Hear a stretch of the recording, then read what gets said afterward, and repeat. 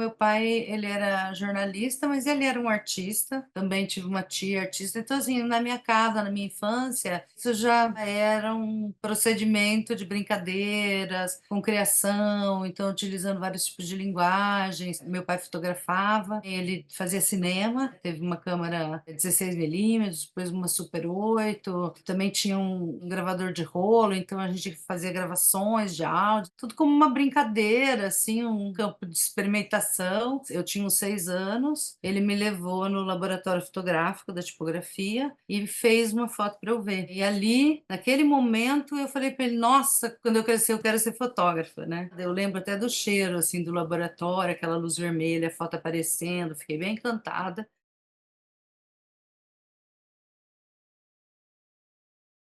Eu sou Fernanda Magalhães, sou artista, uma mulher gorda, eu sou performer, pesquisadora e professora, e eu trabalho com as questões ligadas ao corpo da mulher gorda e das diversidades. As abjeções e as corpas desviantes são meu foco de interesse, são potências, reflexões, provocações e proposições que eu faço ao público em geral através das criações. Eu utilizo linguagens híbridas para potencializar os trabalhos, como fotografias, vídeos, áudios, colagens, textos, gravuras, danças, foto, vídeo, performances, entre outras. Quando eu cheguei na faculdade, que eu fui fazer o curso de artes, eu já sabia que era isso, assim. Eu tinha coisa do desenho, tentava pintar sobre fotografia, já estava nessa pegada de experimentar. Era um momento de ditadura, né? Eu cresci, né, dentro desse regime e entrei na faculdade nesse momento ainda, né? Então isso, assim, é bastante forte porque significa várias coisas, inclusive as muitas coisas que a gente não podia falar. Meu pai falava: cuidado com o que fala, não pode perguntar muito.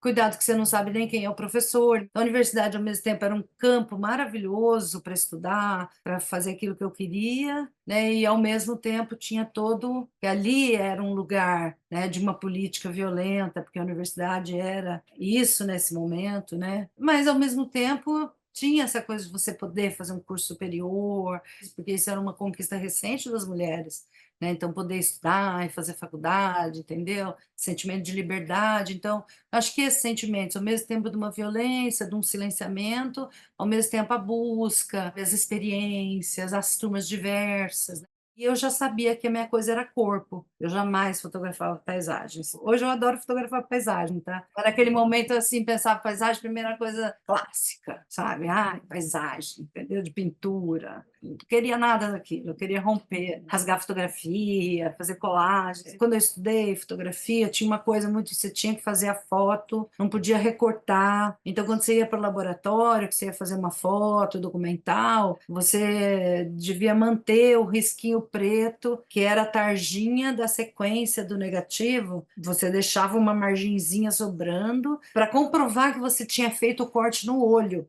Isso era uma coisa importante na fotografia. E eu já gostava de ir no laboratório, fazer ampliação, fazer recorte na foto, manipular, fazer interferência.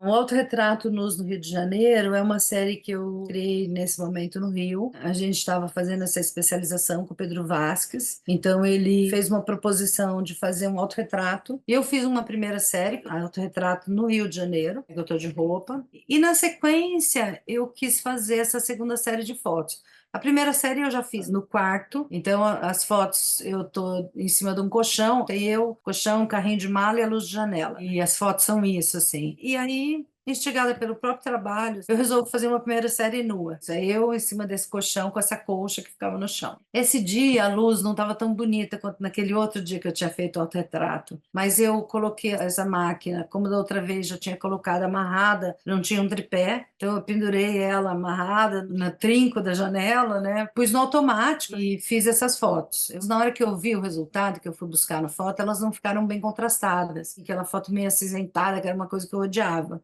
E é claro que ali também tinha o incômodo do corpo, né? Esse corpo nu. Então, a primeira coisa que eu pensei foi em recortar aquelas fotos e eu fui colocando tudo em umas caixinhas, mas tudo, eu não jogava fora a parte externa da foto, né? Então, tudo acaba entrando depois na colagem. E ali nessa caixinha eu comecei a guardar junto outras memórias ali do Rio. E coisas que me interessavam, que eu fui recortando, colocando nessa caixa, que eu separo o corpo do fundo, né, e recorto fragmentos desse corpo, e aí que esse corpo cortar o corpo também vai me provocar muitas emoções, porque depois isso vai entrar no trabalho, né? Cortar, recortar, separar, fragmentar, desmontar aquilo que é o sentido que se dá a esse corpo, né? Nesse momento surge a primeira máquina de xerox colorido. Xerox já era uma linguagem muito interessante, importante. De vez em quando eu tinha a oportunidade de fazer umas experimentações ali. Mas o Xerox preto e branco era muito limitado. E surge essa primeira máquina, era um modelo que é o 5775, eu jamais vou esquecer, porque foi importante para mim. Quando eu estava fazendo esse autorretrato no Rio de Janeiro,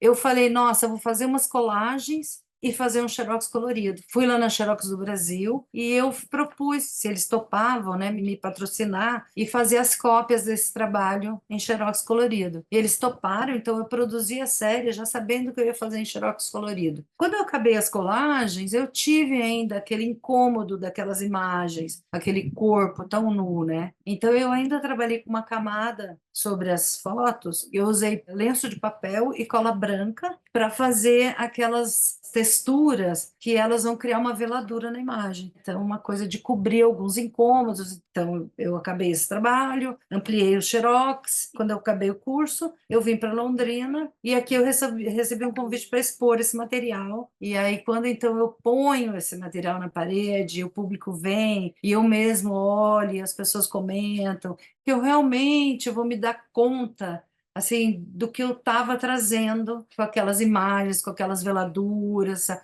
coisa do corpo. Eu penso nessa série como uma série onde eu estava querendo me mostrar já esse corpo nu, mas ainda, ao mesmo tempo, não totalmente, né? Então, aquilo ainda tinha uma dificuldade, um certo pudor em mostrar totalmente o corpo nu, mas já estava querendo trazer essas questões à tona.